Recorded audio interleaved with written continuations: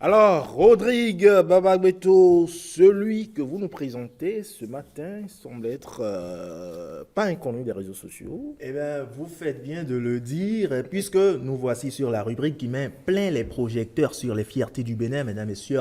Bien le bonjour à vous, j'espère que le réveil aujourd'hui, vous l'avez en pleine forme. Alors nous sommes sur la rubrique qui met en lumière les fiertés du Bénin et Dieu sait combien il y en a plusieurs. Nous essaierons autant que nous pourrons sur ce plateau de présenter le maximum d'entre eux durant cette saison. Mais avant d'arriver à l'invité de ce jour, mesdames, messieurs, permettez une petite virgule hommage à une fierté de 129 qui se trouve être une de vos cousines. Oui, chers téléspectateurs, l'annonce du départ de cousine Angèle pour la demeure éternelle nous a laissé endoloris depuis ce dimanche 14 juillet, ici sur la télévision qui n'est pas sans vous. Cette cousine dont la voix douce et sympathique vous donnait de ressentir de belles sensations à l'écoute. De son vrai nom, Marie-Thérèse Gomez Gonçalves, cousine Angèle était une journaliste et présentatrice de renommée qui a fait toute sa carrière à la télévision nationale mais aussi à la radio. Elle a animé plusieurs programmes, dont des émissions dédiées aux enfants, et c'est une ardente défenseur des droits des femmes et de la promotion de la scolarisation des filles. Plusieurs de la très jeune génération ne la connaîtront peut-être pas, mais reste quand même une grande fierté. Absolument. Pour le Bénin, pour le 229, et nous présentons nos sincères condoléances à la famille éplorée. Alors, Ulvaïs Balogun, pour en revenir à présent à notre invité sur ce plateau ce matin, il aurait peut-être voulu voir cousine Angèle lors de sa première apparition sur les écrans le 30 décembre 1978. Hélas, lui, il n'a vu le jour que le 29 août 1987, une date peut-être bien loin de la première de Marie-Thérèse Gomez à la télé, mais pas pour le priver d'une des caractéristiques de cousine Angèle, car comme elle, lui aussi est ardent défenseur, pas que de la cause des femmes, et avec quoi comme arme, tenez-vous bien, un appareil photo et une dose de passion mélangée au courage.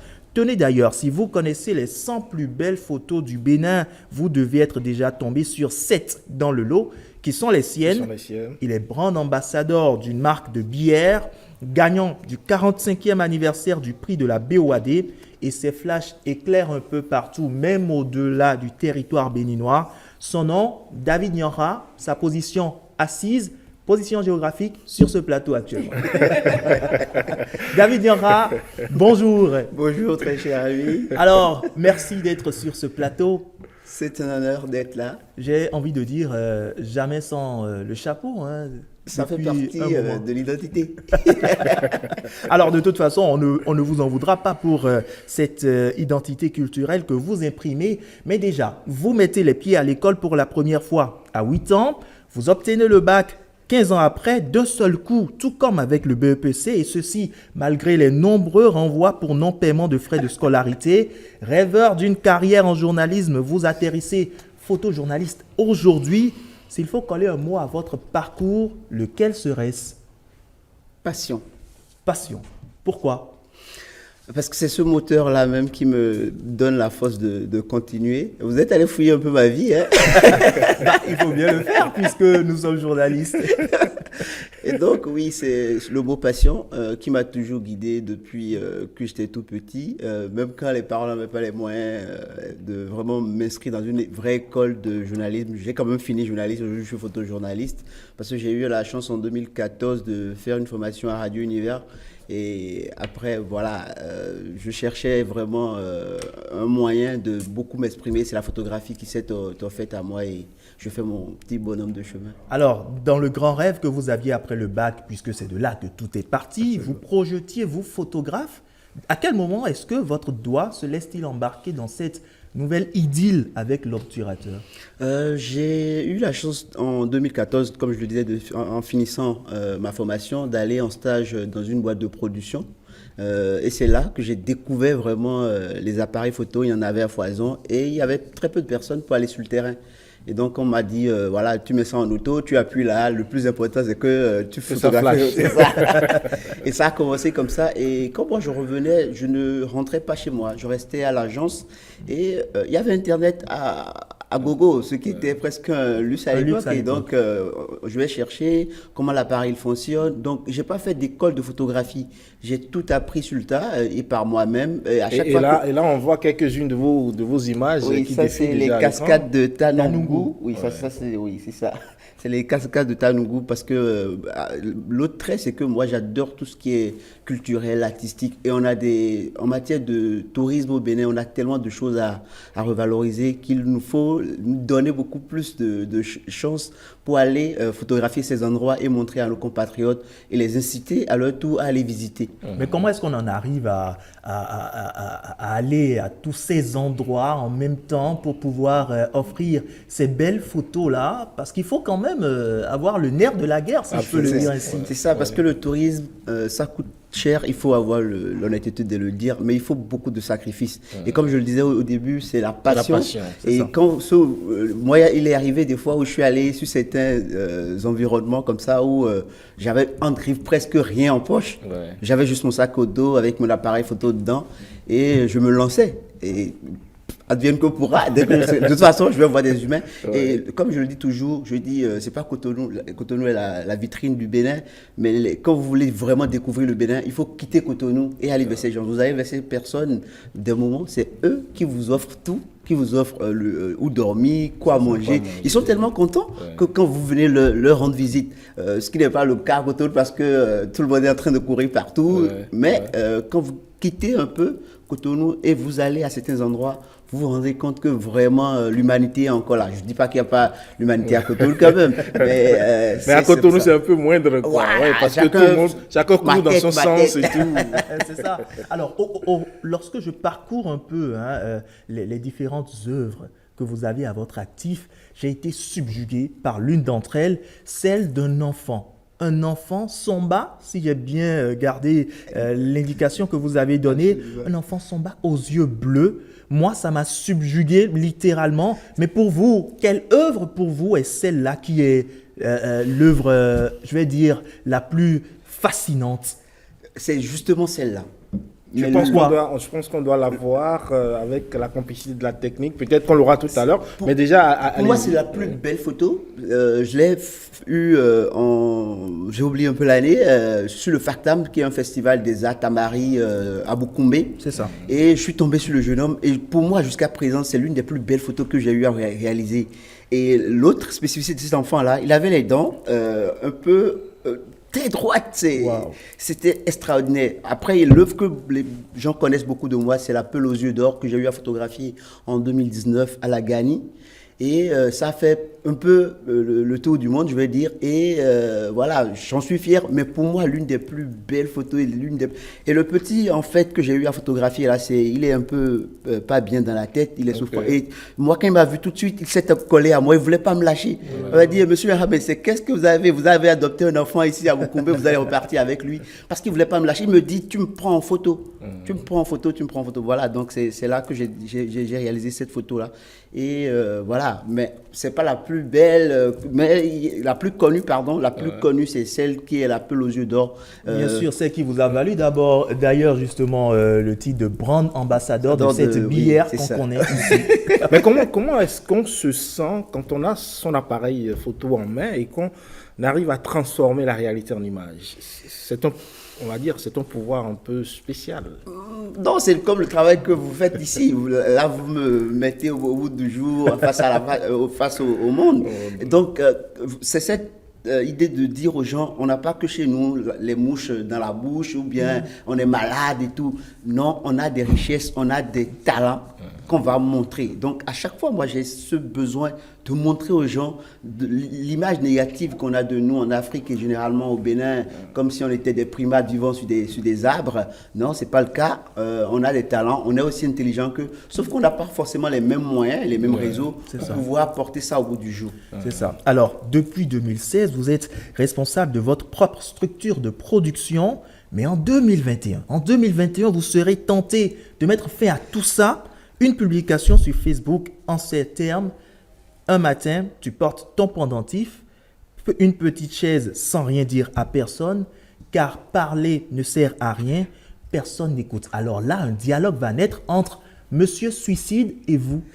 Absolument, 2021 a été un peu cette phase-là parce que après 2020, le Covid étant passé par là, c'était très très compliqué de se relever, très très compliqué. Aujourd'hui, on est passé quand même à autre chose, mais à l'époque, quand c'est arrivé, c'était très très difficile à gérer. Moi, j'essayais de m'évader parce que après le Covid, on n'a plus vraiment voyagé. Oh, moi, je suis quelqu'un, je ne reste pas. Vous n'êtes pas casanier. Ah non, pas du tout. Je ne peux pas. Je ne peux pas rester dans ça. Ça va être compliqué pour moi. Et donc, c'était très très compliqué. C'est-à-dire compliqué à tel point qu'on a ce besoin de vouloir parler à quelqu'un. Ouais. Parce que la pression mentale, parce que ce que je raconte là derrière, des fois, c'est compliqué. Donc, cette pression est sur vous. Et généralement, quand les gens ils vous voient en compagnie d'un tel ministre faire une photo, en compagnie d'une telle autorité, où je suis sur le plateau, là, rien vous dit que dans ma poche, j'ai les billets. Ouais.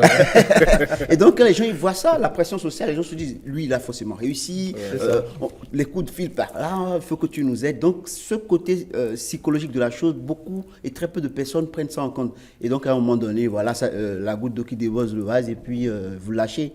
Donc, c'était ce moment-là, vraiment, j'avais lâché, j'avais coupé tout téléphone et tout, et j'avais pris un chemin comme ça. En tout cas, j'ai été sauvé, j'ai eu la chance d'avoir des personnes qui étaient autour de moi, pour qui je comptais. Je ne savais pas que je comptais autant. Et aujourd'hui, ça fait partie un peu des moteurs qui m'aident à avancer. Aller de l'avant. Voilà. Super. Alors, récemment, pour votre anniversaire sur Facebook, vous souhaitiez de l'abondance. En avez-vous avec votre profession aujourd'hui? Pas encore. Mais ça ne tardera pas à venir parce que ce qu'on fait, et comme M. Olvaous, et vous, mesdames et messieurs, de nous appeler à venir parler de notre travail en intervenant dans cette partie de l'émission qui est le Talent 229, c'est que ce qu'on fait est vu. C'est ça aujourd'hui notre vraie récompense. Sinon en matière, vraiment, c'est compliqué. Mais justement, à propos de ce que vous faites actuellement, vous êtes sur un projet Moi au naturel. Absolument. Alors le projet Moi au naturel, parce que moi je n'aime pas rester tranquille, je suis toujours en train de chercher. Et donc, j'ai remarqué qu'il y a beaucoup dans notre société, beaucoup de dépigmentation, des faux cheveux, des faux ongles. Les gens n'aiment plus se présenter au naturel. Ah, fausses fesses, voilà. Et donc, vous rencontrez une personne. Ah bon? Il y a des fausses fesses? Ah oui, il y en a. Ah d'accord. Il y a des fausses aussi, j'imagine. Si, il y en a, bien entendu. Si, vous voyez une personne devant vous, elle est toute belle, et après, bon, vous rencontrez. Elle a des rondeurs. Et l'instant d'après, tout ça a disparu. Il dit, mais où est la personne avec qui j'étais tout à l'heure? Il dit, oui, c'est moi. Il dit, non, ça, c'est pas celle que j'ai rencontrée tout à l'heure. Donc, bref, moi, je voulais, avec mon équipe, on essayait de redonner confiance à la femme parce que la femme, c'est tout. Donc, je me suis dit, je vais m'appesantir ce projet-là sur les femmes. Venez au studio, venez tel que vous êtes. Ne mettez pas de maquillage, ne venez pas avec des perruques. Si vous venez avec ça, je vous ai disqualifié. Et donc, elles sont venues avec leurs cheveux au vent, toutes naturelles. Rien, il n'y a même pas de quelque chose sur les lèvres, rien du tout. Et donc, on les fait asseoir et moi, je leur demande de prendre des pauses. Et on fait des photos. Alors, la suite, à la base, ça paraissait, je voulais juste l'offrir à 10 personnes, mais on est passé actuellement à près de 50 femmes qu'on a reçues. Wow. Et derrière, je leur pose des questions, je leur demande, dites-moi, qu'est-ce que ça vous dit d'être au naturel? Et elles répondent, et j'accompagne ce test-là des publications que je fais tous les jours. Même aujourd'hui, je vais en faire ces dias programmés. Et derrière ça, c'est vraiment de donner confiance à ces femmes-là, pour leur dire, même étant naturel, nous autres, là, nous vous apprécions comme ça, vous n'avez pas besoin de vous charger de produits, de vous dépigmenter, vous tuez et voilà, vous allez réduire votre durée de vie sur cette terre. Autant accepter qui vous êtes par moment. Et j'ai eu des témoignages vraiment poignants, comme une qui me disait, monsieur Henra, d'abord, elle est enseignante, son histoire m'a beaucoup touché. Elle est enseignante et elle vient se présenter à moi, elle vient avec la paire, je lui dis, vous n'avez pas suivi les consignes, hein? Elle m'a dit, ouais, mais moi, on ne m'a jamais vu sans ma perruque, que depuis qu'elle est femme, en fait, voilà, elle dit, non, on va faire un essai, on va essayer d'enlever. Moi, je vous fais 1 ou 2 photos, vous allez regarder, si ça ne vous plaît pas, on va l'enlever. Et moi, je me dis, si une enseignante qui est appelée à éduquer nos enfants est complexée par elle-même, quelle sera qu'elle pourra enseigner à nos enfants. Et quand on a fait la photo, elle était tellement contente. Et une deuxième personne qui m'a aussi marqué dans ce truc-là, c'est celle qui me disait, voilà, ils étaient deux, et c'était sa cousine en fait, et qui était claire, chouchoutée par la famille. Elle ressemblait beaucoup en mode garçon à son père. Et elle était la vilaine petite canard auquel je disais un peu. Ouais. Et quand j'ai fini par lui faire les photos, elle avait mis ça sur les réseaux, parce que ça passe sur les réseaux, après elle me met le relais. Quelqu'un lui a dit, est-ce que ta cousine... parce qu'elle a dit des mots un peu pas durs, mais bon, dit que c'était pas la préférée de la famille. Et tout. Les gens disent, est-ce que tu es sûr que ta cousine a lu les commentaires? Elle dit oui, elle a lu et on en a rigolé ensemble. Alors, mis à part ce projet Moi au naturel, on vous remarque aujourd'hui plus dans des vlogs aussi. Quel est le concept en fait? Alors, sachant que vous avez beaucoup de travail, nous on est quelque part là un peu pour vous aider. Aller vers des personnes qui n'ont pas forcément la chance d'être devant les médias, de leur poser des questions, qui joueront dans leurs intimités, de nous parler de qu'est-ce qu'ils font, c'est quoi leur travail, leur activité, et avec des petites vidéos de quelques minutes. Ça se passe et je découvre tous les métiers, toute activité qui, voilà. Ça explique d'ailleurs le nom Sous la lumière, je pense.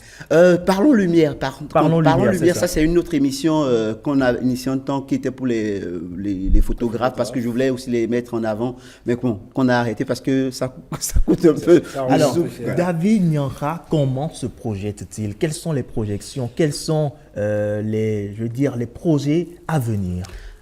Comme j'ai dit, ça fait 10 ans aujourd'hui que je fais de la photographie, donc j'aimerais bien... Déjà, félicitations. Merci beaucoup. J'aimerais bien faire une première exposition solo show. Pas moi-même, j'ai participé à quelques expositions collectives, mais cette année, je voudrais vraiment faire cette exposition. Et je pense que c'est le projet Moi au naturel qui sera ce projet qui sera porté à la lumière désormais. Super. Eh bien, on vous souhaite tout naturellement le meilleur dans cette carrière que vous embrassez et dans l'expansion de laquelle vous ne laissez libre cours qu'à votre passion. Merci beaucoup. Ivaïs Balogun, notre passion par ici, c'est de mettre en lumière des talents comme David Nianra. Et de le faire voir des femmes au naturel comme Yasmine, même si très belle. Quelques petits... bon, petit quoi? C'est pas grave. Petit quoi? Vous avez mis les rouges à lèvres. Voilà, c'est la télé qui oblige. Hein? Bon, d'accord. Okay. En tout cas, on sait que vous êtes naturel avec vos cheveux. Merci, déjà. Vous êtes toujours. Toute naturelle. David Nianra, merci. Une question. Qu'est-ce qui fait votre fierté d'être béninois? La beauté de ce pays. Ce rapport à l'autre, et le Béninois n'est pas trop, il ne tire pas longtemps. Il se dit, non, on ne va pas aller plus loin. Ça, c'est une force pour nous. Belliqueux, quoi. Non, pas du tout. Nous acceptons tout le monde. Et j'ai eu la chance, avec la photographie, de parcourir un peu d'autres pays. On a ce truc-là qui est, on ne tient pas beaucoup trop tiré, non.